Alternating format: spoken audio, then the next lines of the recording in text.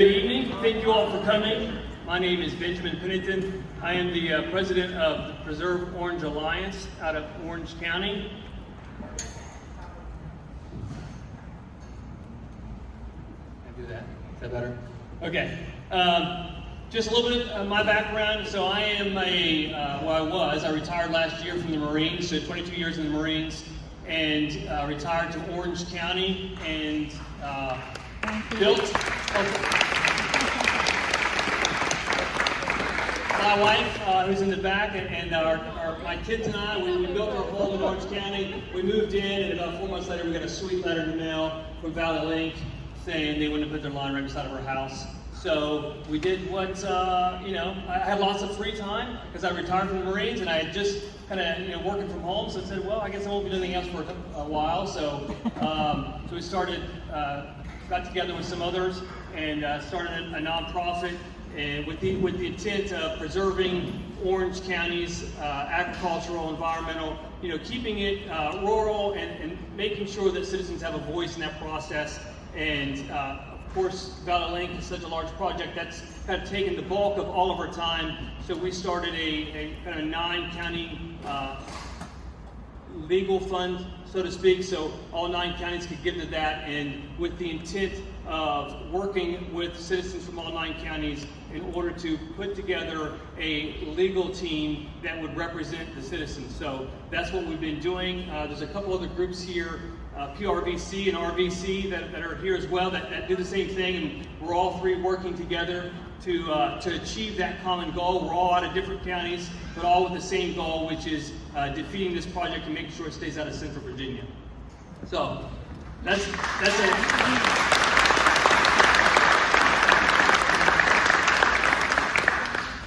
All right, that's enough about me. I've got a few announcements just to cover some housekeeping and what's going on in the back. So if you haven't been in the back, you know what's going on back there. There's a few things back there. First, there are petitions in the back. Those, if you have not signed one of those, please do. And if you took one to take with you and have other people sign, please make sure that those get returned to Robin Horn. Where are you at, Robin? Oh, there she is.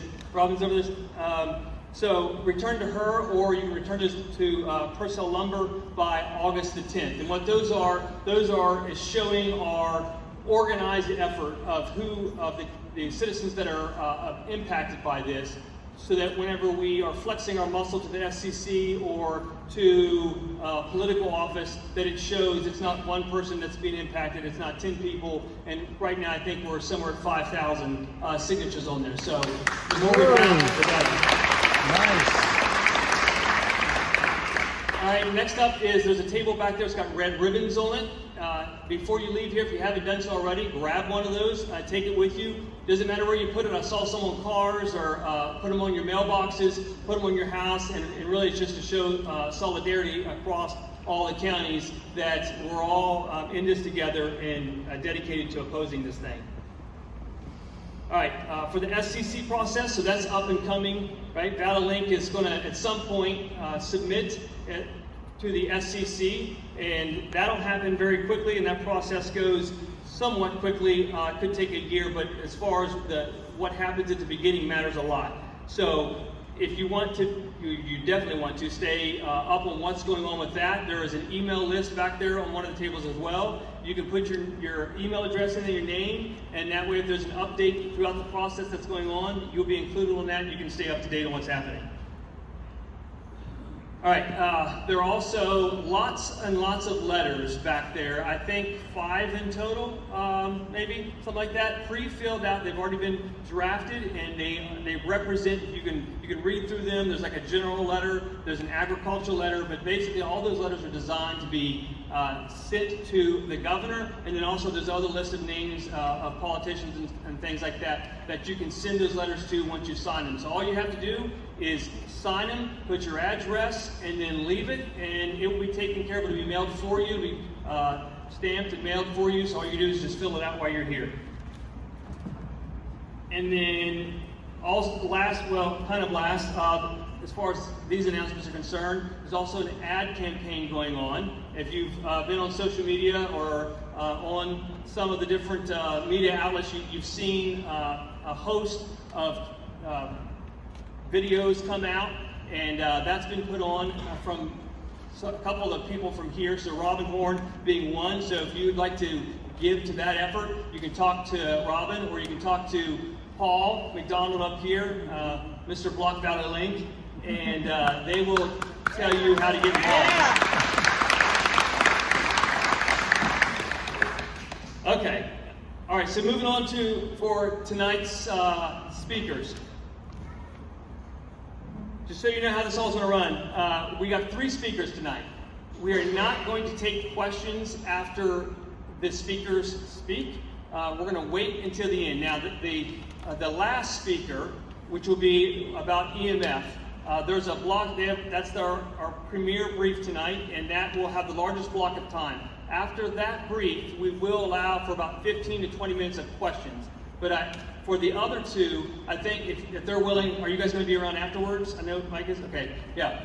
So they'll be around afterwards. If you have a question or a comment that you'd like to address to one of them, please do so at that time, and that's just so we can be respectful of everybody's time. If we wait to the first speaker and then we get to a bunch of questions, we'll be here for 4 or 5 hours, and then we'll lose everyone. So let's let them do their talk, and then at the end, ask questions about EMF. Once it's over, find one of the other 2 speakers if you have a question for them, and then ask your questions. Okay. So our first speaker tonight is Duane Adams. Mr. Adams is the chairman of the Louisa Board of Supervisors, and he's here to provide an update on the board's efforts to collaborate with other counties in opposing the Joshua Falls to Yeet project. And he's also going to explain how Louisa County is strengthening its case before the SCC for this fall. So please join me in welcoming Mr. Duane Adams.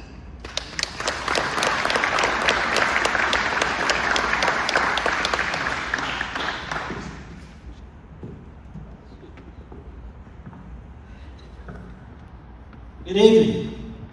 Good evening. Oh, come on. Good evening.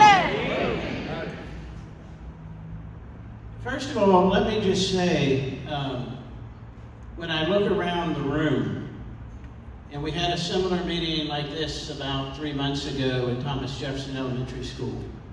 What makes this so impressive to me is that these organized meetings, these protests, the people that show up at Board of Supervisors meetings across these 9 counties, it's impressive because it's all citizen-led. It's people getting involved in their community. And that is what I think is the force that Valley Link did not reckon with, because they thought we were going to roll over and play dead. And folks, we're not rolling over and playing dead.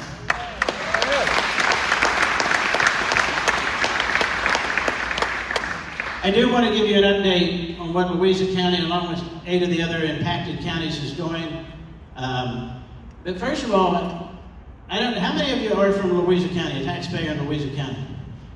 Well, let's make sure we give a shout out to the Louisa County School Board for protecting your tax dollars, because somebody just told me they're not spending it on air conditioning tonight. But that's okay. I think we're here to turn the heat up anyway, right? That's what we're here to do. Starting back in April, 8 of the impacted counties across Central Virginia came to a summit here in Louisa County to see how we could act collaboratively. Because we felt like if we joined forces with political influence, with money, with a message that would resonate with the SCC, that we were stronger if we were united than if we were divided. And we have, absolutely, and that's what we've seen from citizen involvement. And since that time, we've had 3 counties, and we expect some more, Louisa being one, Buckingham and Goochland being the other 2, that have committed $250,000 towards legal fees for our legal counsel to continue to fight this at the SCC, and if we have to fight it past the SCC, we will fight it past the SCC, because we will not win this if we give up the fight. I do want to mention a couple of things that we're doing, both here in Louisa and some of the other counties, but I also want to mention a couple of things that we're not doing, because I see it online. I actually have people call and ask me about it.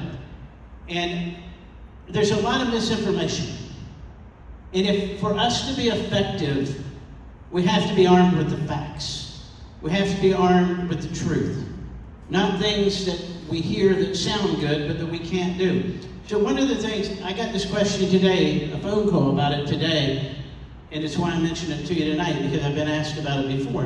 And it says, why doesn't Louisa County and some of these other counties pass a moratorium on data centers? And I know that Valley Link is not directly influenced by any data center campuses here in Louisa County or anywhere else, because most of the counties that Valley Link passes through doesn't have data centers. Let's not forget Valley Link is a transmission line to serve the elite in Northern Virginia while they destroy the farm and agricultural land of Central Virginia. Amen. And that is not fair. But the reason that we don't pass a moratorium on data centers as a county is we're not permitted to do that. We're not permitted by the Constitution of the state of Virginia. We're not permitted by the General Assembly. Remember, the counties in Virginia only have the authority granted to them by the General Assembly. And so we're not allowed to do that. And when I see people talk about it, because I follow, who is the gentleman that has the Valley Link page? Is he here? Is it you? Well, you're doing a hell of a job, I'll tell you that. You really are. I have followed that almost from the get-go, so you have really done a good job rallying people. Thanks. But I see people talk about that, and I wanted to explain to you why we're not doing that. But what we can do is through zoning and through the comprehensive plan of each one of these counties.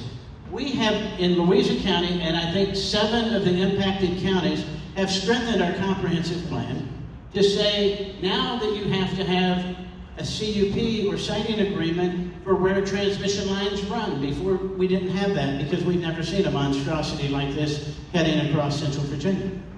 We've also said that we need to have a seat as the local representatives at the table when Valley Link presents their case to the SEC. And we have seen counties take that same type of action, that same type of legislative action at the local level, so that again, we continue to speak with a common voice. What we're going to see is when this does get presented and heard by the SEC, it is not going to be, I told somebody this the other day, it's not going to be like, I'm going to date myself, it's not going to be like a Matlock TV show. It's not going to be like Columbo, where he turns before he leaves the door and asks one last question. It is going to be a very dry, legalistic, fact-based argument by our attorneys. But that's how we win. That's how we win. We focus on the facts. And what you folks have done, along with literally thousands of people across these counties, because I've been to 5 Valley Link community meetings. Were they not a joke? Oh my gosh. Who said that? Who said that? That's a good question. I mean, the questions I asked the same, I never identified myself. I just went up and started asking questions. I'd ask the same question to the same table at the different meetings and get a different answer every single time. Yep. Every single time. And the goalposts keep moving, don't they? Mm-hmm. Suddenly it's about Northern Virginia and Maryland. Then it's about, well, it could be about Culpeper, or it could be about Fluvanna, or it could be about Louisa, or it could be... Here's what I have to say to Valley Link. If you need power in Northern Virginia for data centers, for other commercial development, for homes, build your generation source near where you need it in Northern Virginia. Don't build it 115 miles away. Our land is no less valuable, no less important. I would argue it's more important because we actually grow things on it that people eat. Right. Is no less valuable, no less important than the land in Northern Virginia. And don't tell me it's too expensive, because this project right now they say is going to cost a little over $1 billion. So by the time they build it, it'll be more. But to add insult to injury, how are they planning on paying for that? Who ultimately pays? We do. We do. They're asking us to pay for a project that is going to destroy our communities, disrupt life, take land that has been in some families for multiple generations and change it so that no one would ever recognize it again. Here in Louisa County, they have a plan. One of their routes goes within 900 feet of our school complex.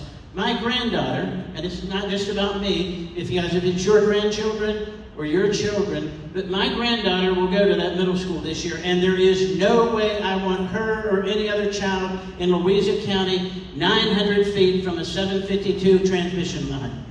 That is wrong. It should not be near your home. It should not be near your business. It should not be anywhere near Central Virginia. So what I want to say to you tonight, this is a long, hard fight. I said that the last time I spoke to a group.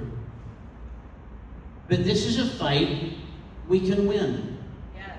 This is a fight we can win. I can tell you this, they're already changing plans. We see it. They're already changing presentations. We see it. Why are they making those changes? Because we are making a difference. They did not expect this type of pushback from the average citizens. We will not roll over. We will not stop. We will not quit. And we're going to beat them when we have our day in court. So stay the course, stay the fight, support your local community, and make sure this is not the last meeting that you go to, because we will not win if we quit. And I'm not quitting. Thank you all for being here.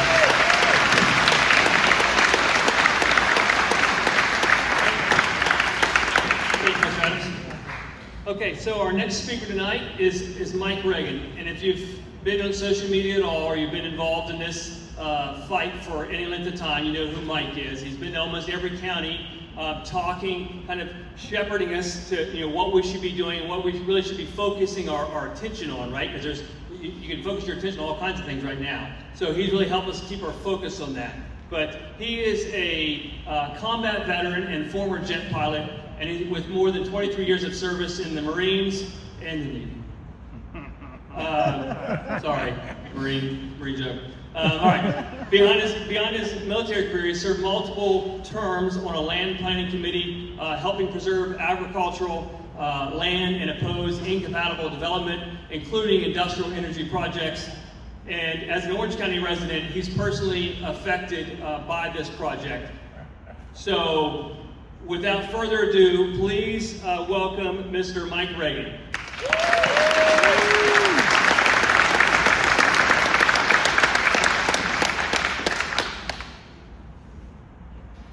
Let's get this started. So I just have to comment. I hear that from Benjamin. I hear that at home because my wife finished as a Marine and I didn't because I finished the Navy. But Navy that was a great experience flying for the Navy and instructor.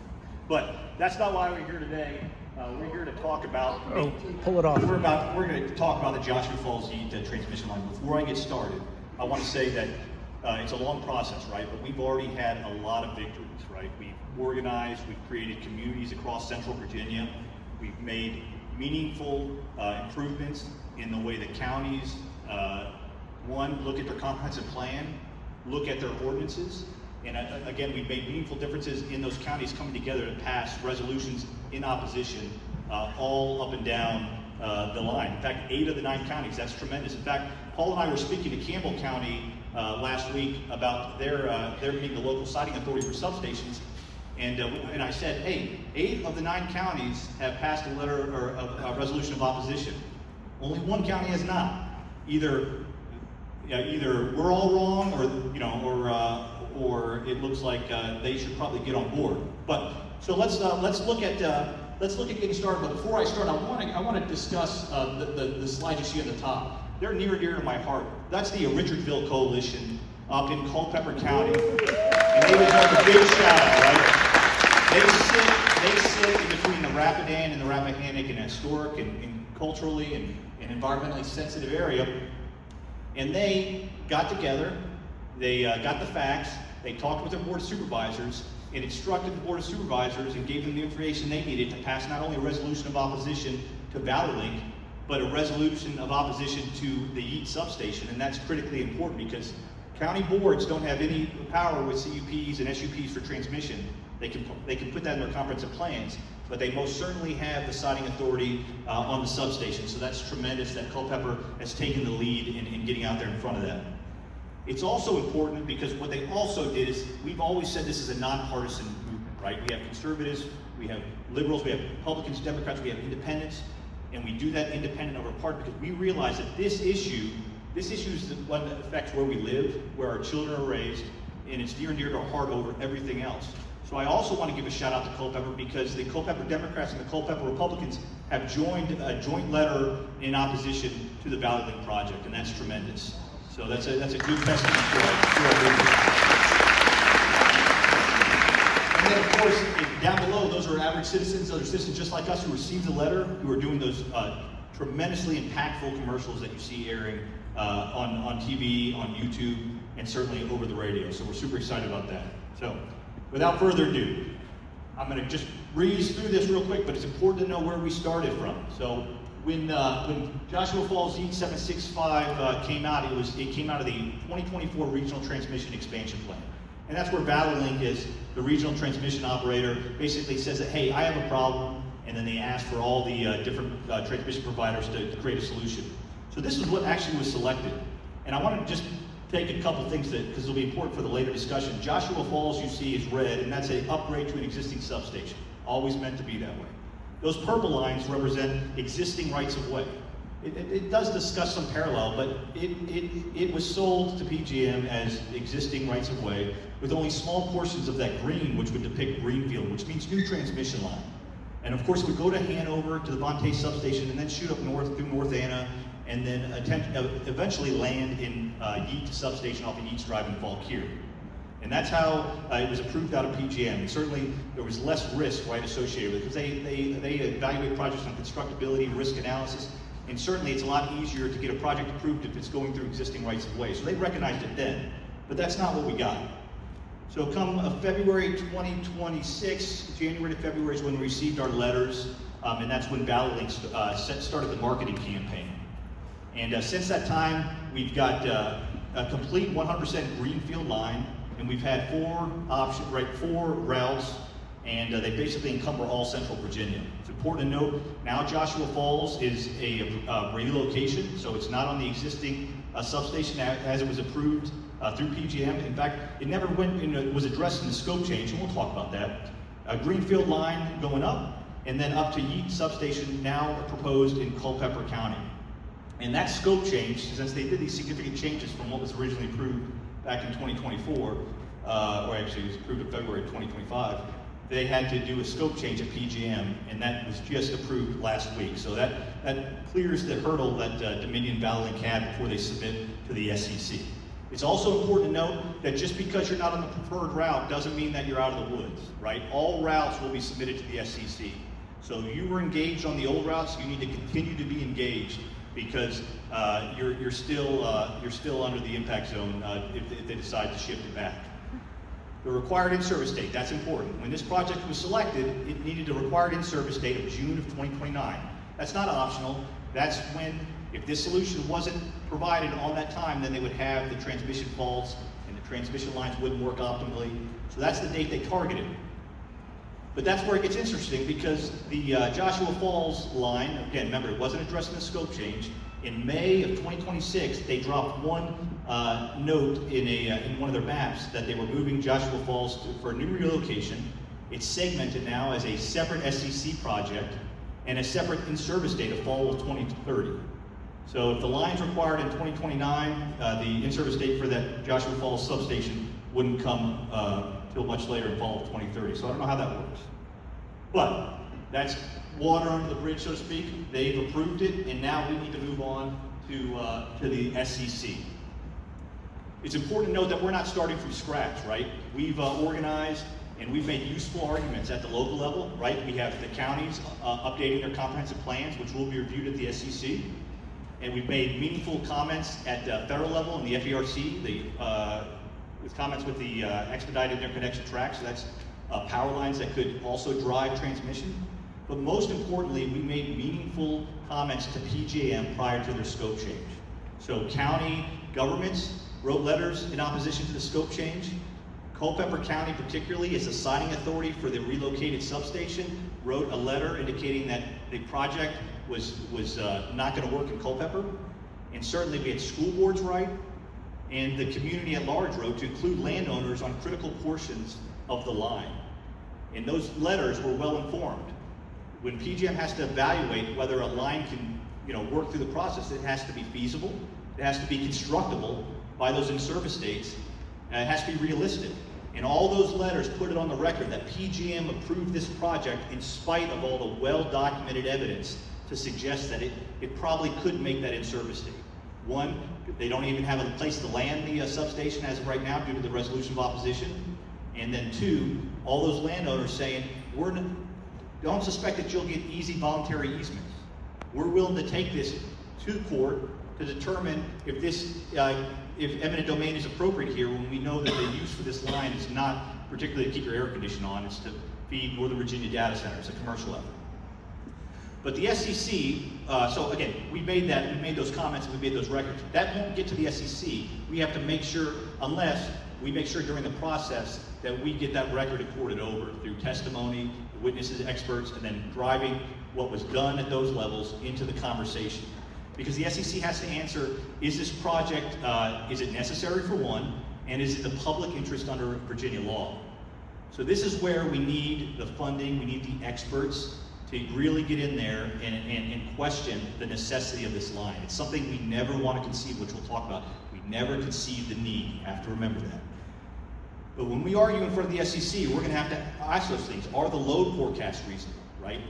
When they designed this line, they designed it off of not just existing loads, existing data centers in Northern Virginia, but speculative loads of data centers up and down, not just in Northern Virginia, but every county that's approved it. So when people say, hey, data centers that have not been built yet are not part of this conversation, they absolutely are, because that's the speculative load that they potentially use for these load forecasts, because these loads are developed over 5 to 7 years. So certainly, when we argue it, we're going to argue what is your actual load, what is your speculative, and have you adjusted that load, giving projects up and down Virginia are getting canceled. For instance, the big project in Prince William, been canceled. Fauquier just had another victory there in pushing back a big data center. All those loads are probably still accounted, and that's why we need the experts to really grill the utilities and find out how those assumptions material changed. And if they have, does that make this line necessary in their eyes, right? So what we want to make sure that we do is we never inadvertently conceive the need. So one of the biggest mistakes these movements make, time and time again, and you can look at the SEC records of what's been approved and what's not, is they conceive the need. They don't mean to, but they say, hey, I'm okay with this as long as you put it underground. I'm okay with this if you move the route. I'm okay if you change the tower design. And don't take my word for it, I'm going to actually, if you look on the right here, this is from the SEC, and this is the fact sheet for the Golden Mars to transmission case decision. And they said, predominantly residents who commented almost universally advocated for placing portions of the proposed lines underground. Most did not dispute the need for the lines themselves. So the evidence the SEC could assess, they said the transmission lines are needed to meet energy needs in the area because they didn't attack the need. And then certainly it leads to the other item. Placing these lines underground is not feasible. That's certainly what Dominion is going to say with 765. And the SEC can't dictate something that either is not feasible or two, would increase the cost significantly. And certainly Dominion would argue that, and it would be hard to argue that against that undergrounding costs more. Certainly other points that we're going to highlight later tonight is electromagnetic fields near the lines would be below standard limits to set to protect public health.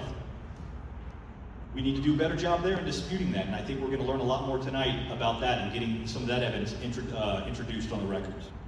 And then certainly the last piece is the environmental impacts. Dominion reasonably addressed environmental justice considerations. We could probably do a better job of discussing how Valley Link is going to impact our sensitive environmental areas. But this is also important. What is driving the need? So when we talked about when they develop lines, they create this, it's a PGM, it's load assumption reports. And what I'm showing you is on the left there, you see the projected loads for 2024, on the right to 2025, and on the bottom it's 2026 for Dominion. So again, remember when Joshua Falls was presented for 2024, they would have used the load assumptions there on the left. But it shows Dominion is kind of an outlier. 38% of Dominion's power goes to residential users, 52% to commercial users. And in that, they say the majority of that commercial use is data centers in an area increasingly in Northern Virginia. But it gets worse because as you go through 2025 to 2026, the residential portion of that keeps on getting reduced down to 34% in 2026 to 56% commercial. So one of the arguments at the SEC is this truly for reliability so you can keep your air conditioner on or your electric car charged? Or is it being driven by commercial data centers, private commercial data centers for commercial profit? And that needs to be addressed by the SEC, especially when the implications of a CPCN means eminent domain over your property. So, this is going to bring back, so the title is What Occurs After the SEC If We Lose? And we think, man, we're already talking about losing at the SEC. No. But what happens after the SEC if the decision doesn't go our way is anybody who's intervened can then take that to the state Supreme Court, okay? But only the state Supreme Court can't re-adjudicate the case. They can only discuss evidence, testimony, legal arguments that were preserved during the SEC process and brought up. And that's why it's so important that we leave nothing on the table at the SEC between the county arguments, between the individual landowner arguments, between any of the interveners. They have to bring it all to the table. That means cross-examining the utilities witnesses, cross-examining their assumptions. Why is this load needed? Talk about that ghost loading the speculative loads. Talk about if it was based on projected data center build out in Central Virginia. I think there's a lot of changes going on there as well that may not advance as some hoped.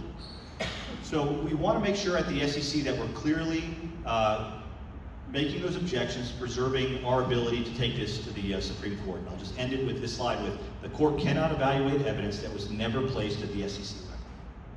So, while all that's going on, originally we thought that Dominion would file the SEC application in September. They now said that, hey, they may be pushing it off a little bit. Maybe it's October, maybe it's a little bit later. While that's going and we're getting prepared for that, we need to continue to stay engaged at the local level. And I'm going to start at the start point. This is the Joshua Falls substation. Remember, this was from public documents. It didn't appear it was part of the PGM scope change. It was just quietly inserted in the Valley Link information right at the end of May into June. And you look at the right there, and you can see that's a Valley Link slide, and it shows Joshua Falls on a new piece of land separated by a couple miles. And you see that multicolored line, that's the proposed 765 line heading on out of there. If you look to the left, AEP has its own separate project page for this, because again, it's a separate SEC filing requiring separate public disclosures. And on that project, you can see that black line that's running north to south or up and down there, that's the existing 765 line coming from the south. And it has some alternate routes to get to that new substation. Then they deconstruct a bunch of 765, and leaving the Joshua Falls substation is a blue 138 line that has to go back up to where that existing substation was. But that's just the project at the start, and that's what Paul and I, we went down and we discussed the project with Campbell County to know, to let them know that they are the local siting authority for this substation. Because on the left here is what AEP presented on the project timelines and milestones, and this is just, I want to highlight this. If you look at why this substation relocation is required, it's to accommodate the Valley Link transmission project. But then on the other side, they say, well, it's two separate projects. It's not. And in my mind, in my opinion, it's been segmented, and I would like an explanation for that. But what's more infuriating is if you look at the project milestones, it talks about in-person open houses, route selection, Virginia SEC filing, right-of-way, and then it'll come out to the construction begins. But it nowhere does it discuss the local siting authority. And that's what we wanted to describe to Campbell County. That public utilities in Campbell County require, this is going to be agricultural land they want to place it on. So it's going to require another public hearing, before the Planning Commission. Planning Commission gives a recommendation, then another public hearing, and then it goes to the Board of Supervisors. The Board of Supervisors has the discretionary authority to say, no, we don't, we're not going to allow this agricultural land or this substation to go on this agricultural land. Alternatively, they could also rezone it, but it's up to them. And that was reaffirmed in a state Supreme Court that CPCN, that's issued by SEC, covers the line, but it does not cover the substations. So in this case, a special use permit is required. And citizens, not just in Campbell County, we need to assist Campbell County citizens in getting the word out and mobilize down there as well and support those residents that are trying to get the word out. And what I asked the board to do last week, and what I would always implore all the boards to do, is require a complete disclosure of what's actually being built. Substations are one of those things where they're only going to present you what it looks like right now. But they're not telling you what the regional transmission expansion plans has for the build out. So if I go back to Campbell County, if you go through subsequent regional transmission expansion plans, you see that there's already additional 765 greenfield lines being planned for that substation. Now they weren't ultimately selected, but what it shows you is planners have an appetite when they identify a strategic node or strategic substation, one line becomes more lines. So when they decide to either approve this or disapprove it, they need to make that decision based on what the ultimate build-out is. And then certainly evaluate the proposal based on the long-term interests of Campbell County, right? They don't need to decide, during their Board of Supervisors meeting, they don't have to figure out how Northern Virginia gets their power to their data centers. That's for Northern Virginia, who's enjoyed that tax revenue for years. That's for them to decide and for the state to decide. Campbell County needs to decide what is the best interest for their the county residents. So that's in Campbell. On the other end, Culpeper. Stay engaged there. They've got the Richardsville Coalition is doing great. They're doing wonderful things with advising all of Culpeper, but they still need your support. The board needs your support. It gets very difficult. There's a lot of tremendous pressure for these boards to acquiesce and just approve these substations, coming from all levels, state, federal. So it takes tremendous courage to continue that opposition, particularly here in Yeat. Substation, again, that's named Yeat because it was supposed to go to Fauquier off of Yeats Drive, but now it's proposed in Culpeper, and that sits between the Rappahannock and the Rapidan River. It's a beautiful area of Richardsville. If you, they may not want, do you want tourists to go there, or would you rather just keep it beautiful? We let people in. Okay. You know that. Okay, We let all you right. in. They're very welcome. In fact, I'm moved there. But anyways, when we stop this line, they want to propose this line in an agricultural forested area. And what's important there is you see the Rapidan River there, you see the multicolored 765 line. It's going to require multiple 500 kV lines to get to that purple line, which is an existing 500 kV line.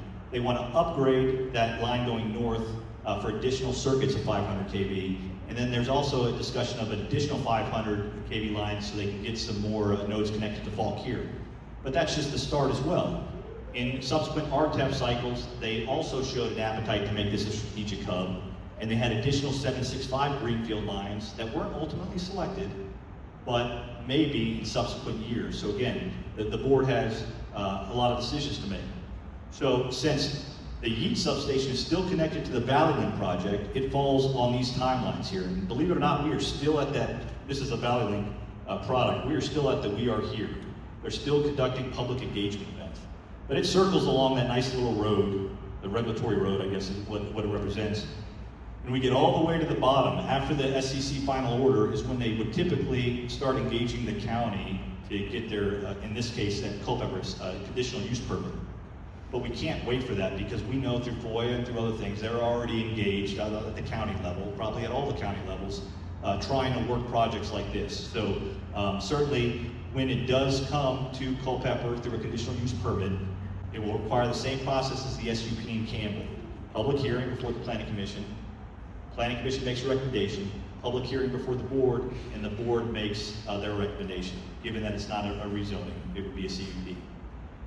Again, we asked for the required complete disclosure, and we've had Dominion representatives there. They often don't want to talk about what the regional transmission expansion plans show and what future plans show, but it's a discussion that they should have. And of course, Culpeper, with the resolution of opposition already, they're evaluating this.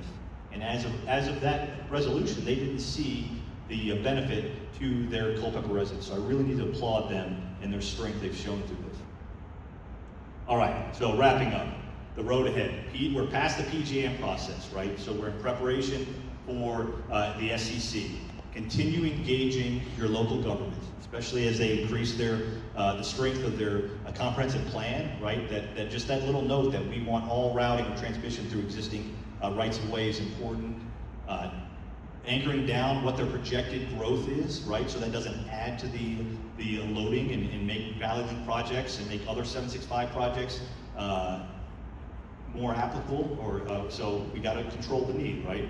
We want to prepare for the SEC proceeding, and then we want to challenge that evidence, right? And that's going to take a lot of expert witness and testimony. So we're going to need to look at those organizations that are getting the funding for those expert witnesses, and we need to support them.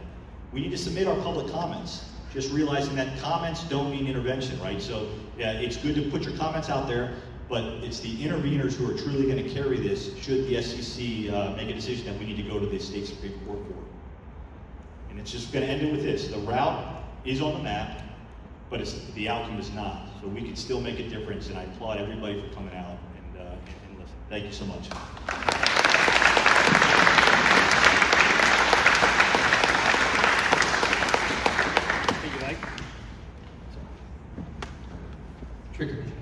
Thank you.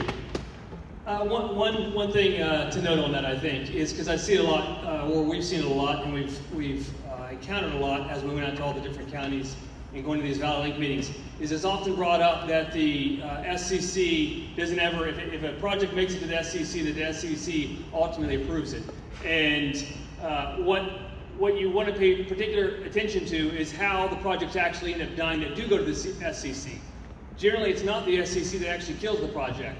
It gets a lot of opposition along the way. It gets a lot of legal pushback while it's there, and then PJM will withdraw that project, and then they will kill the project after that, okay? So just because the SCC doesn't kill it, or it goes to the SCC, doesn't mean, oh, the project's a done deal now because it's the SCC and they don't kill the projects. No, PJM kills the projects. They just do it where they get the control of killing the project. And then it relieves the SEC of having to overrule PJM and say, yeah, you told us there's a need, but we're going to just ignore that and then cancel the project. And then it comes back on the state saying, see, I told you so, right? So there's the process. So yes, they do die if they get submitted to the SCC. And the PATH project, I'll bring that one up because it was very similar to this project. It was coming out of West Virginia. It went up through Central Virginia, and it was to feed Northern Virginia power, and it was a 765 kilovolt line. It went to the SCC twice. It went the first time, it got pulled back by PJM, got revised a little bit, went back again. Ultimately, it got pulled back, and then they withdrew it and said, okay, the need's not there anymore, and then that project was no more. So don't be discouraged if you see that, because there's a process that does play out in our favor. Okay, our featured speaker tonight is Theodora Scarato. Ms. Scarato is the director of the Wireless and Electromagnetic Fields, or EMF, as we frequently call it, program at Environmental Health Sciences, and is a nationally recognized expert on environmental health policy related to cell towers, wireless radiation, and EMF. She's co-authored several scientific papers on EMF, health, and the environment, and serves as a special expert to the International Commission on the Biological Effects of Electromagnetic Fields. And I'll remind everyone, just you're doing a great job so far, so keep it up, hold your questions until she's done, and then we'll open it up. So, Ms. Scarato.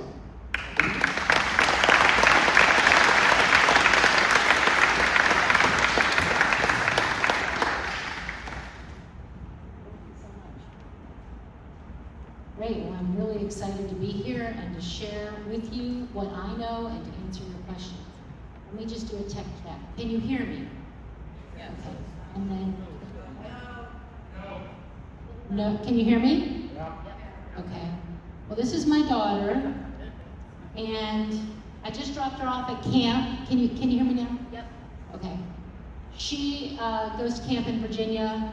She's a counselor there.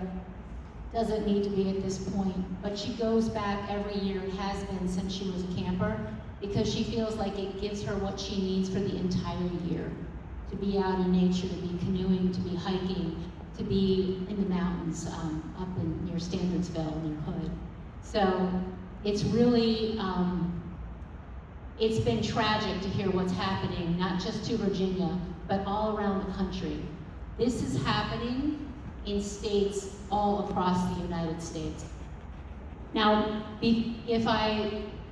that QR code, or you be sure to capture that. I have it at the end too, because I have a report that I put together with study after study, only a few of which I can talk about today, as well as issues like bird electrocution, stray voltage, impacts to cows, impacts to birds, bees, and trees, and human health, and also fire.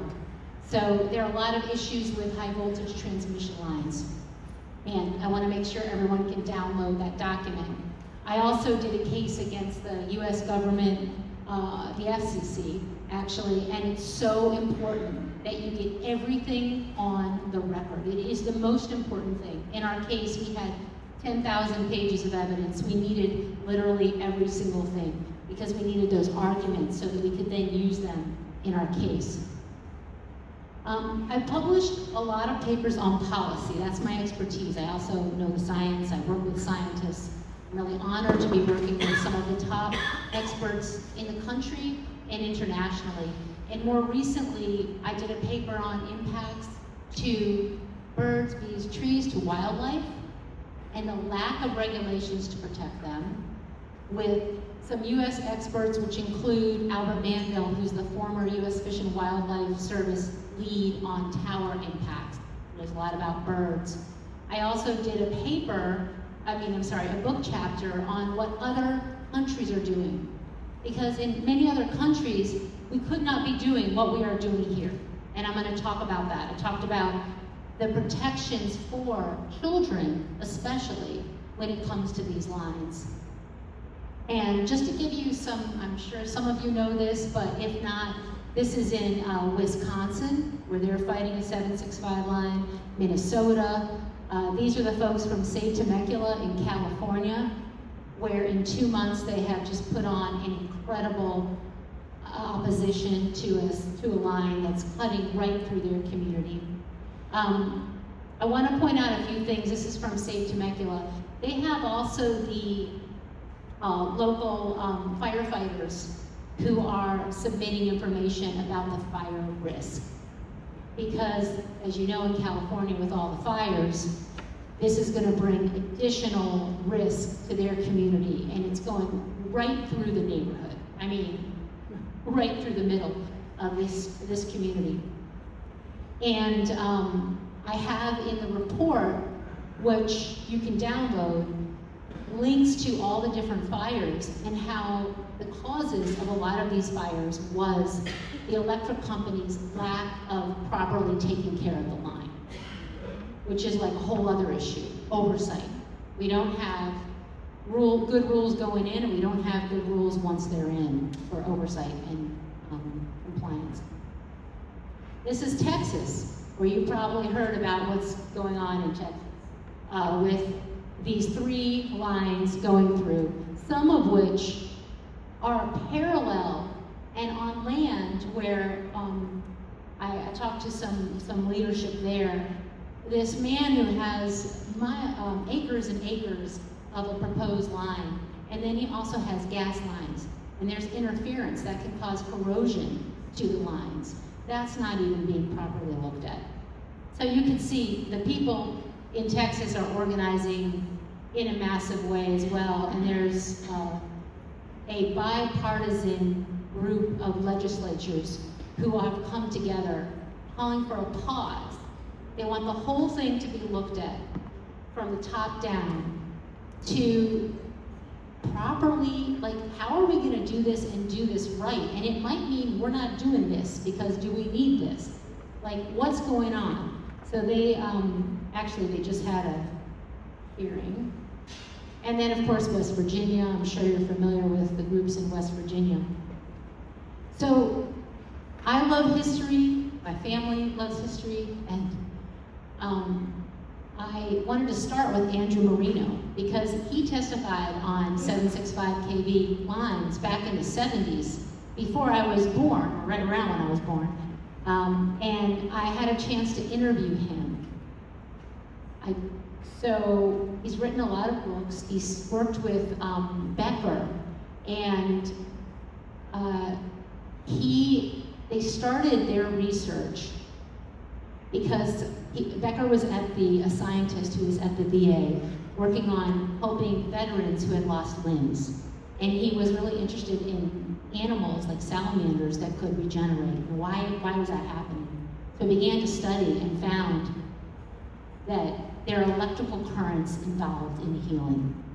And the more he researched, they also did research on animals and found that there was impacts from electricity. And Andrew Marino is now,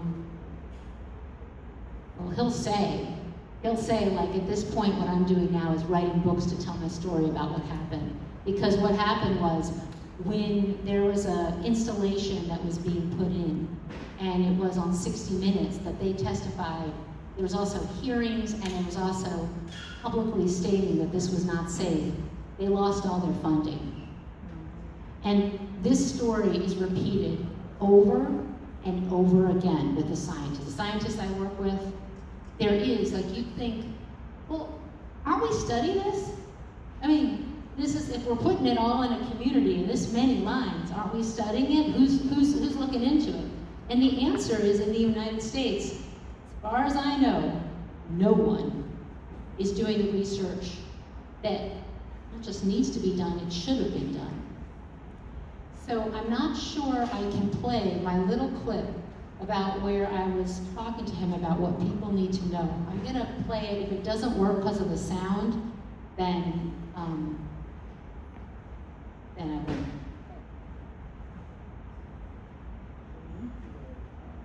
Can you hear it? No. Okay. I can tell you what he says. He talks about how, I can't memorize it, and I don't have my notes in front of me, so I'm operating out of my brain. But what he talked about is how the brain, the body is electrical. Everything. So this is human-made electrical fields, and they can impact us in ways that are not, it is electromagnetic radiation, but it's not ionizing. But that doesn't mean it can't impact us. As we just talked about, they can have cellular effects at the cellular level. Our bodies communicate with electricity. So of course there's going to be an impact if you are exposed day after day, year after year. And the science, overwhelmingly, when it comes to this issue, has reported effects. What hasn't happened, as I'll talk about, is that the US government agencies that you think would be protecting you at the federal level and at the state level are not even looking into this. So we don't have any review of the science. And honestly, even if we did, the challenge is that a lot of the studies are funded by industry, and they more often show no effect. So this is from a research compilation by Dr. Henry Lai at University of Washington. Every few months, he puts this out in our community, sends it out on the listservs of people who are working on this. And he's keeping a tally of the science on impacts to oxidative stress, where 90% shows effects for this kind of the ELF, extremely low frequency fields, and static electromagnetic fields. Genetic, 84%, neurological, 92%, reproduction and development, 78%. And you can go to Safer EMR, that's Dr. Joel Moskowitz at UC Berkeley, where Dr. Lai will generally post that. And he also was a co-author on the paper that I did with Albert Manville and Blake Levitt on looking at birds, bees, trees on wildlife as well. Oh, I should add this. His research showed DNA damage from non-ionizing radiation decades ago. And he also was attacked and lost funding. And this story is repeated over and over again with our scientists. This is Dr. David Carpenter, who is a public health physician. And you can see there's the letter, which if you don't have a copy of, a letter that he sent both to Culpeper and Campbell County, he's also sent it to Texas and several other communities, summarizing the science, and then he attached a paper that he did. This paper, and there's a quote from the paper, looked at the science on cancer and high voltage power lines and magnetic fields, and then also looked at industry funding versus non-industry funding. Because the challenge in this issue is that industry funding science, as he analyzed and published in this paper, peer-reviewed paper, more often shows no effect, whereas if it's independent or government, it more often shows effect. And as he concludes in the paper, the evidence that magnetic fields increase the risk of cancer is neither inconsistent nor inconclusive. Furthermore, adults are also at risk, not just children, and there's strong evidence for cancers in addition to leukemia, particularly brain and breast cancer. And I can tell you, I didn't start out on this path as a scientist, but I now work with scientists quite regularly. They are very conservative. They do not say anything unless they have the science to back it up. And the other thing I've learned, and I'll talk a little bit more, I'm gonna skip my talk with him, but when you see studies on humans that find effects,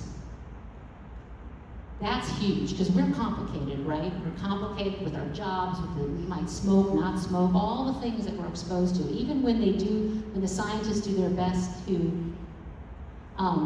analyze that and make sure that's not impacting the outcome. When you find effects, that's really an important signal.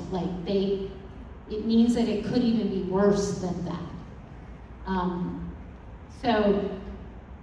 Okay, a few things. So I guess I should tell you that up here are just a few of the studies on childhood leukemia. There is study after study, systematic review, where they look at a lot of studies published in peer-reviewed papers. This is not rumor, that show links between high voltage power lines or magnetic fields and childhood leukemia. And also, as he talks about other kinds of cancers. But there's also science showing, actually I'm gonna get to that through the Alzheimer's slide. I wanna read you a little bit of the letter that Dr. Carpenter wrote. He's been working on this for over 40 years. He's director of the Health and Environment Program at University of Albany. And the reason I put him after Andrew Marino, the scientist who I had before, I wish I could play the link, but I'll put these online for you for another time, is that the work of Marino and Becker caused New York to have a research program on this, to look into the issue, and they found more studies linking exposure to childhood leukemia. And Dr. Carpenter served on the New York State Power Lines project. He's been working on this for decades. He presented at the President's Cancer Panel. He's published hundreds of papers. He's an expert, not only in EMF, but in chemicals and other toxic exposures. And he talks about his background in this letter. And then he talks about the studies, the links to cancer and Alzheimer's disease. And then he talks about how we cannot rely on the industry limits. Because in that slide that you showed, the statement was that EMF near the lines will be well below standard limits set to protect public health. But we never set limits. The US research on this, the academic institutions, it was all defunded. These studies have all been done in other countries, and these are recent analyses showing links to one published in Environmental Research, the other in PLOS 1, showing links to childhood leukemia. But there is not research on this going on right now in the United States. Dr. Carpenter, several years ago, a few decades ago, did the New York State power lines and found the same effect. Yet, what happened was a lot of attacks from industry and a very well-funded PR machine. And that's a whole story, actually, that I'm glad to talk more about at a later time, but that's really the backstory of what happened. We don't have limits in this country. The first thing, when I learned about this issue, I thought, well, that can't be. How could it be that there would be something that we could be exposed to, and there weren't any regulations on it, or isn't anyone looking into this? And I went down a rabbit hole of reading like every study I could find. In PubMed, that's where a lot of the studies are put together. And what I came up with was a lot of studies showing an effect, a lot of studies showing no effect, and they all concluded more research, more research. You'll often hear, well, it's not been established. Well, there isn't any independent entity that's looking at everything to establish anything, so how can it be established? And also, what Marino talks about, and you can go to my YouTube at Theodora Scarato, I'm gonna put his talk, I have Dr. Carpenter's interview I did, but the panels end up getting stacked with, unfortunately, with industry who have different interests. So anyway, it's a whole story. It's the same story being repeated over and over again as asbestos and lead and so forth. Dr. Carpenter also says, it is the responsibility of every government to protect its citizens from avoidable risks. In total, the scientific evidence, especially leukemia, brain and breast cancer, and Alzheimer's disease associated with EMF is strongly sufficient to warrant policy action. And this is the Temecula Valley in California. Their school board issued a resolution, just like you have all of these resolutions here, which I'm so impressed with the work of this community. In California, the school board and the city and so forth, and they have a resolution against this is a 500 kV that's going near the school. And they reference all of this science, where it's published and so forth. And that's happening all over the country. Flag got cut off, but that's okay. So, there's a whole, studies are done all kinds of different ways. I just want to give you a little taste of some of the research that's been done.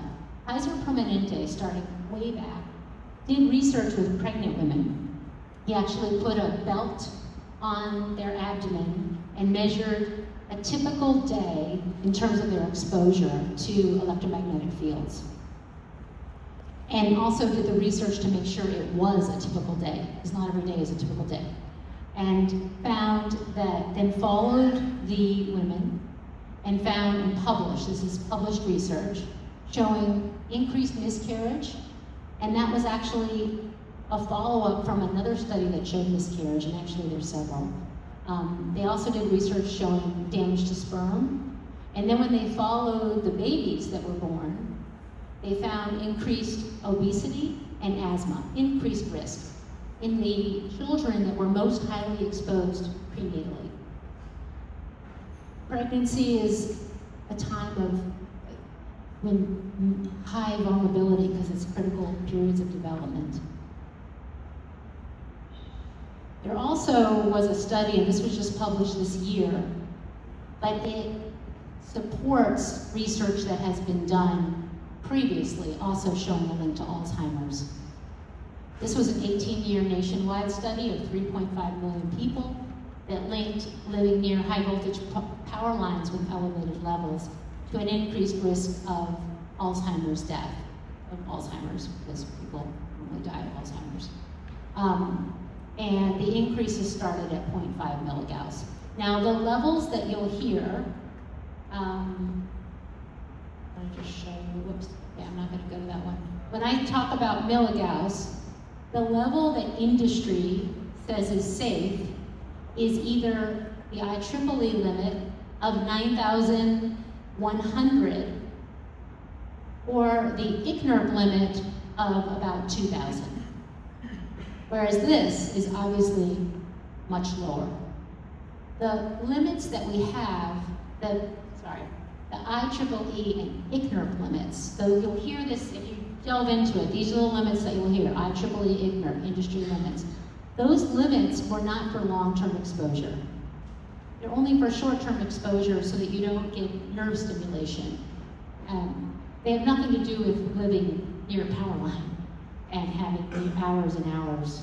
And I think because of my time, I'm going to move a little fast, but there's synergistic effects that have been found. And I want to talk about international policies. Many other countries, starting back in 2002, when the World Health Organization, International Agency for Research on Cancer, classified the EMF from power lines or substations as a class 2B possible carcinogen. They made that classification decades ago because of the links to childhood leukemia. And at that time, the links which we still see in studies that have come out, at that time, many countries actually set in place some more either precautionary policy to protect the people. You can't have a child. This is what my book chapter was on. It's like you can't have schools, homes. They said, oh, we're gonna bring it down, what's allowed, or you're not gonna be allowed to build any new homes if the levels are gonna be at the level that would cause, that is linked, associated with childhood leukemia. And there's all different countries with all different ways they've done this. In the Netherlands, they bought up homes where the levels were high. They also, every few years, look at the science. Now they've added substations in to what they're addressing. Germany requires all feasible measures to minimize. And the list is long. It is on the website page at Environmental Health Sciences on this issue if you want to learn more about that. And this was, I have actually a presentation of them in the Netherlands talking about this, but it doesn't work, so oops. So I'll do that another time. So, and actually I have that video at ehsciences.org. If you want to go down the rabbit hole, I got it for you. I got the rabbit hole. So there are a lot of other issues that I think are really important because this is kind of like, it's like the Wild West. The issue of EMF is not being properly addressed. Not only do we not have limits, but we don't have a measuring or monitoring program to just measure, like, what are we being exposed to right now? When in the nation, what are we being exposed to? Whereas that video that I was going to share in the Netherlands, they have a map of the country.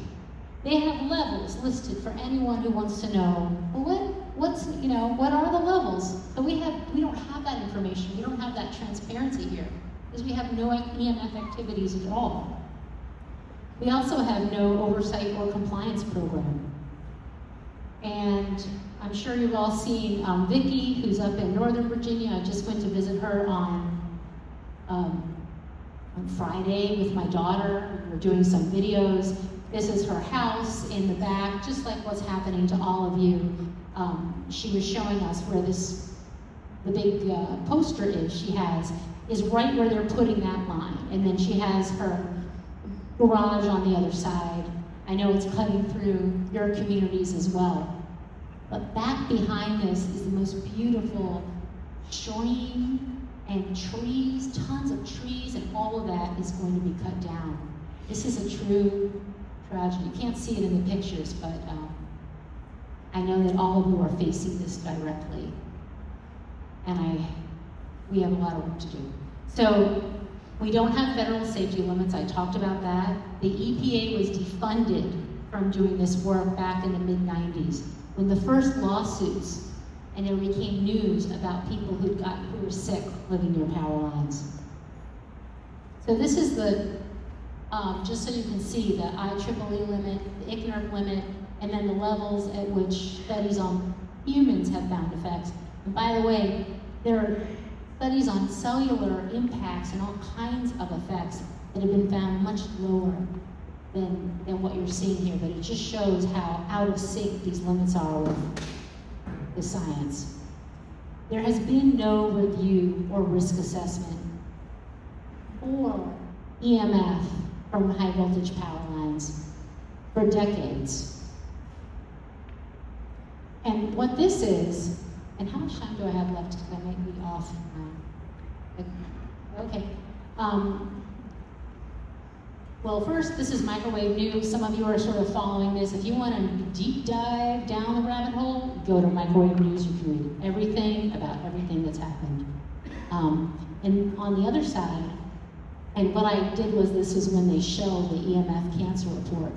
There was money and funds put into the EPA looking at this issue, coming up with safety limits. That report was drafted and redrafted over many years. At one point, they said that it was not just a possible, but had a stronger confidence. This is decades ago. We're in the 20 years ago. And this is the report, which never came out. That's just the draft report that never saw the light of day. By the time they finally released this, I think it was 5 years ago, it's already been edited and updated multiple times. And as microwave news, this is the journal that used to cover the issue of non-ionizing radiation talks about, it was political. What happens is, it's not about science, it's about politics. And honestly, it really should. Politics is important. We need to protect public health. We need to protect the people, protect wildlife, protect animals and agriculture, and have that be a priority, but that has not been a priority. This is Paul Brodeur. I brought some of his books. He wrote several, in fact, one's holding this up. He addressed the issue of asbestos, and he was an investigative reporter. And then he started working on the power line issue. And he tells the stories of people and how they lost funding, the scientists who lost funding on this, how the EPA lost funding to properly set safety limits. So we haven't had also any review on impacts to wildlife, livestock, and agriculture.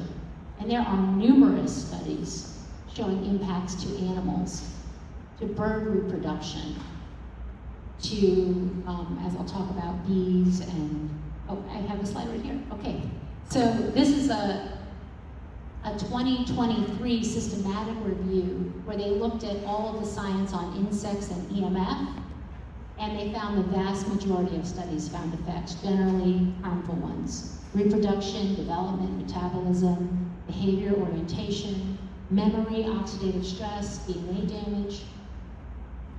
And this is a quote from one of the studies where they looked at bees living under high voltage transmission lines.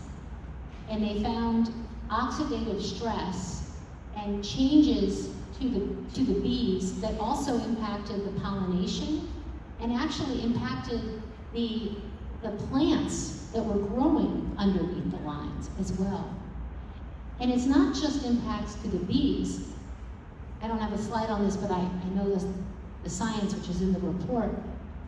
There's impacts to plants as well. Just plants have cells, and they also have electrical in them. So when there is electricity, it can impact their health as well. In fact, sometimes it can make them, there's many different studies depending on what you're looking at, but they can grow faster, but taller and less full. So I hope the one thing that you take away is that these limits that industry is putting forward, they are for short-term effects only, nerve and heart stimulation. They are not for protecting, they are not health-based limits for protecting us from long-term exposure. Those have never been developed. Another important thing is that they're not intended to apply to patients under medical care, and they may not be protective for people using medical devices or implants. And they actually say this on that standard. They say, this is from the IEEE limit that often industry will give to you. They say these limits are not intended to apply to the exposure of patients by or under the direction of physicians or medical professionals. as well as to the exposure of informed volunteers in medical and scientific research studies. And they also had a big statement about a disclaimer saying that they will not be liable for any harm from these limits. So that just goes on and on. I think my time is coming up, but what we're working on in environmental health sciences is full transparency at the beginning of the process, not when it's filed. Like, what are the EMF levels? What about stray voltage? What about electric fields? Health-based exposure limits are needed at the federal level. There should be low EMF design when if we need more reliable electricity, then that should be a key part of the planning. And there should be protective setbacks for schools, homes, and environmentally sensitive areas. And this report you can get with this QR code, or I actually have a sign up. I'm glad to email it to you as well, or contact you. And yeah, so thank you.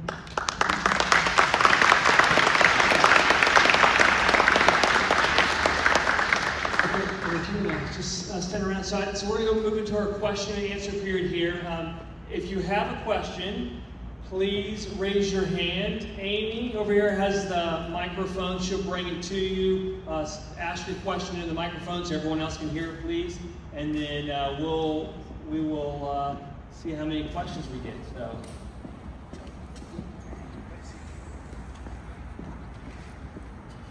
Thank you. I'm Steve Harper from Blue Ridge Shores. Is there legal precedent out there on being able to prosecute, take a case and go against the power company? That's a really good question. There's been a lot of cases. Some have settled.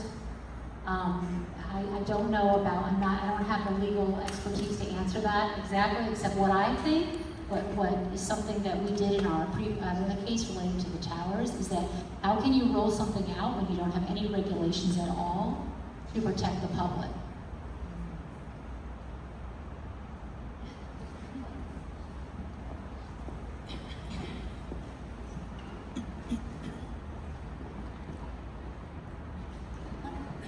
Hello. I was wondering if there's anyone studying the EMFs under circumstances of solar flares and things like that we are learning about every day more and more. Actually, there are, and I didn't bring in my book chapter, actually a co-author, Carolina, I remember her last name, I'm sorry. She is studying actually geomagnetic and solar and related to cardiac and other health impacts. If you go to PubMed, you can look it up actually and find out about that.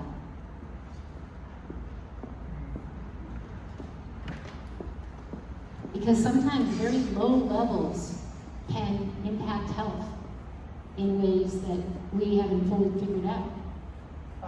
Simple question, how far out from a 765 volt line is it hazardous by your standards? That's the $1 million question. It really is, because 10 feet, 100 feet, 1,000 feet, further? I don't know about a 765 line, to be honest, because these are relatively unprecedented. But the thing is that there are different levels that the EMF environment can be impacted by a high power line. So you might hear me talk about magnetic fields a lot. And those magnetic fields drop off pretty quickly, but scientists will often say, shoot 1,500, 2,000 feet. Now, it can drop off even before then, but the level at what is safe is the issue. But it's not just magnetic fields, because there's also stray voltage. And as we were just talking about, and there are published research on how the electromagnetic energy can go in the ground and cause stray voltage, and a lot of other issues, like if you have metal, the things that are metal and long in parallel to those lines can catch that electricity as well. So I think I can't answer, and I am not a scientist, so I can't answer that, except I can say that this is it is industrial equipment with industrial effects. Like, it shouldn't be near people. A 765 kV line. I can't opine on Valley Link specifically. Yeah, I think also it's worth noting that there is not a lot of specific evidence or studies on 765, right? So, does everybody understand? 765 was developed by AEP, which has got their venture with TransSource. TransSource is part of the JV that forms Valley Link, and they pioneered 765 in the 60s for commercial use. The first 765 line for commercial use came about in 1969, but it was relegated to non-populated area through deserts, through mountainous terrain. And it was, I like to say, it was a solution looking for a problem. It never caught on, right? We had 500 kV typically, and that's where a lot, I think, the EMF research was predicated on, because 765 was kind of an outlier.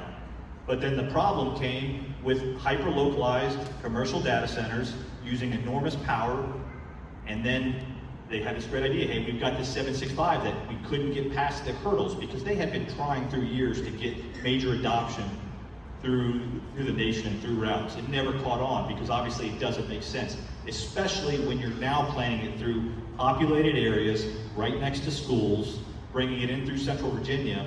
Again, we had one small portion of line through Southern Virginia, through Campbell County, and that was it.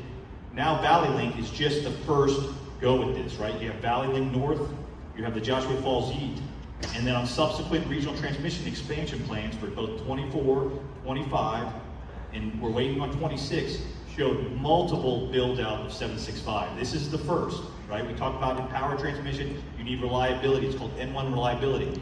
You have one 765 line that can fail. We're going to need another 765 line. They talk about looping. So then you have 765 going out through other areas, through more populated areas, and I don't think we've determined the effects of all that 765. They say, what, one 765 line is about equal to 500 kV in terms of the power that they move. So you can imagine, I wouldn't even guess about what that EMF signature looks like when you're putting that much power through the lines. It definitely goes beyond the road. That we know, because the 500s and the even the lower ones, you know, you can get hundreds at that road.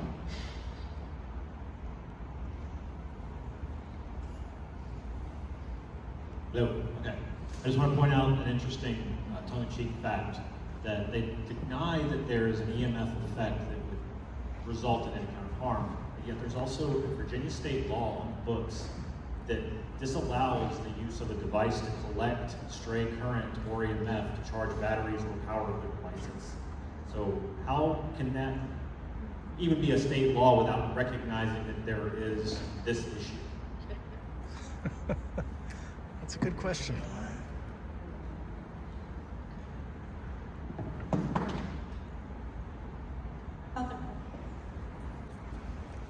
Some of these articles that you push through somewhat quickly, do you have references for those with the scientific journals where they were published? Because when I do research, I don't see anything where there's an article that's a recognized scientific journal that clearly says there's a problem.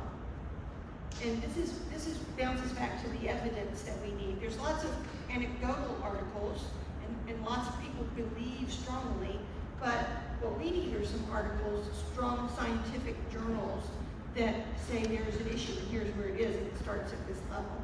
And absent that, I'm afraid we're going down a rabbit hole of a bit of emotion where we all believe strongly something, but we're not going to be able to take it to the SEC if we don't have evidence of it.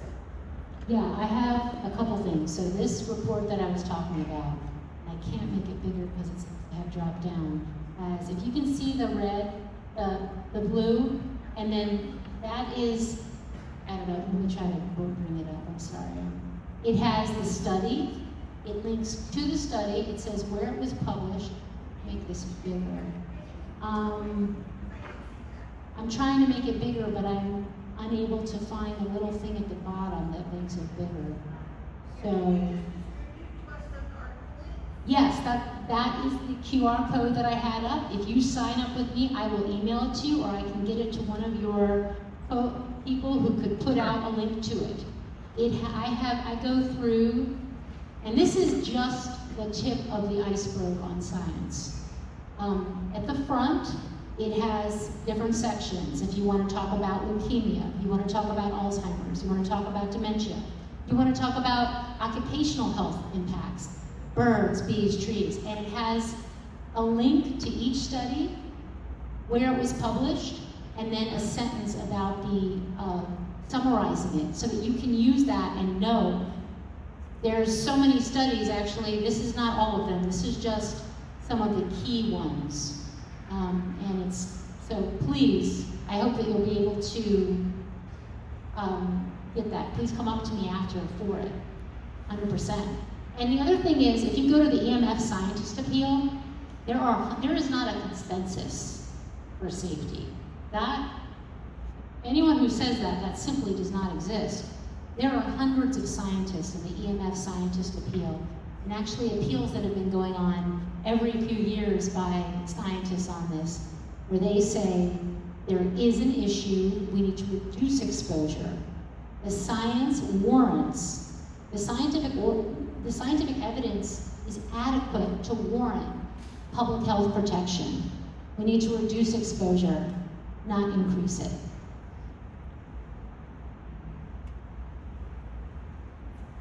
Hey, this question might be for Mr. Adams if he's still around, but it's more of a policy-based question. My name is Chris Register. I'm running as an independent for Congress, and my duty as an independent especially, I feel like, is to represent both sides or all sides of an issue and to have a more holistic approach to understanding an issue. And I'm wondering, when I come into an event like this to educate myself, I think it's an excellent opportunity to hear sometimes one side, but I often wonder, for a political figure, I'm new to politics, I'm learning as I go, for a political figure who is trying to represent a broad swath of folks, a broad swath of the population, how do you go about, because surely there are some folks who are benefiting from this transmission line, going through property that they want to sell or they haven't been able to sell, so how do we find a way to get that broad perspective?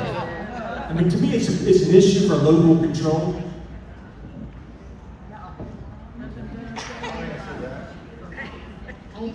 I think it's really important that the community participate in the decision-making process. Absolutely. And I also think you have to look at risk versus benefit. And it seems to me that in a lot of these situations, the community is bearing all the risk, and the benefit is nowhere. Yeah. Absolutely. But I want to comment on that because we have 8 of the 9 boards of supervisors who consist of independents, Republicans, Democrats, and they have all come together and said, this line is not right for our community. So the politics are taken right out the window. So when you say the benefit, you're coming to an event that is organized by a true grassroots. There's no funding here from outside interests. There's no green funding. There's no agenda other than these are community members who are living, who are farming, who are growing their children in this community, and we're being told that we need to surrender our land, our property, our health to a 765 line that's going to take our land to feed data centers up north. And that is not controversial. And there's no duty on our side to bring forth a balanced approach because it is not balanced. We have industry, we have the federal level, we have the state level, we have economic developers in every county pushing for data centers, which drives transmission, and transmission initially driven to feed Northern Virginia data centers. That's a fact. That's from Valley Lake. But then when it's done feeding the Northern Virginia data centers, the reason they need this 765 is they want to grow the data center growth here in Central Virginia. So we have multiple organizations all weighing down on the community. So excuse me if I'm a little bit offended at the premise of your question that we're not providing a balanced approach to this. It is completely one-sided against the community. And I would suggest you read the record, read what other boards have said, read the resolutions, and kind of read the room and realize that this community is completely opposed to this line.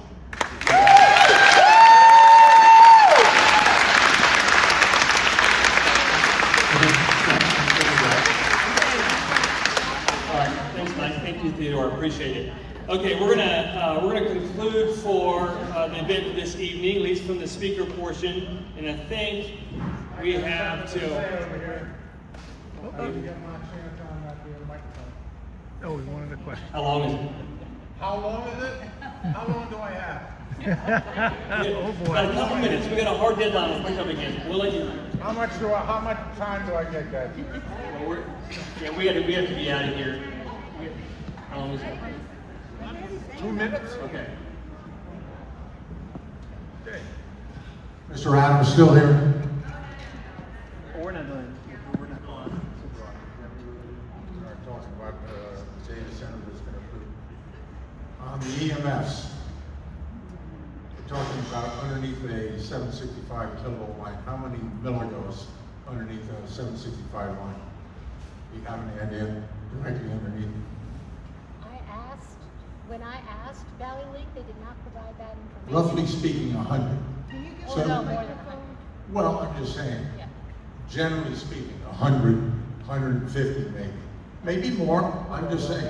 But even at that, that's 25 times what you consider to be the safe amount of milligauss coming off this line.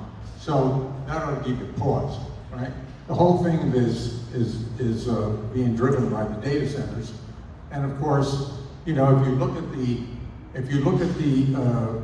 Constitution of Virginia Constitution, if I may read it to you, you might be interested to know. No, you don't need to. Oh, I don't need to? No. You've seen it before? You can read it. I'm sorry? You can read it out. You can read it. Yeah. Okay, but it's only for public good, right? It specifically says that it's for use for, it cannot be used for private gain, private benefit, private enterprise, increasing jobs, increasing tax revenue, or economic development except for the elimination of public nuisance. So these folks are running a race to the top, right? You guys like cutting me off. You did that the last go around.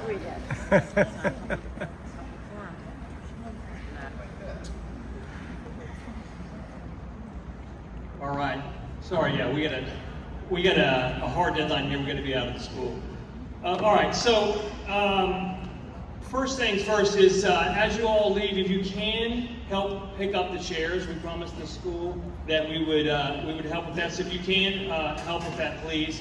And then a couple other things. First, if you have a question for one of the speakers, like I said, they'll stick around, so then you can have those conversations with them. And that's it. Thank you all for coming out.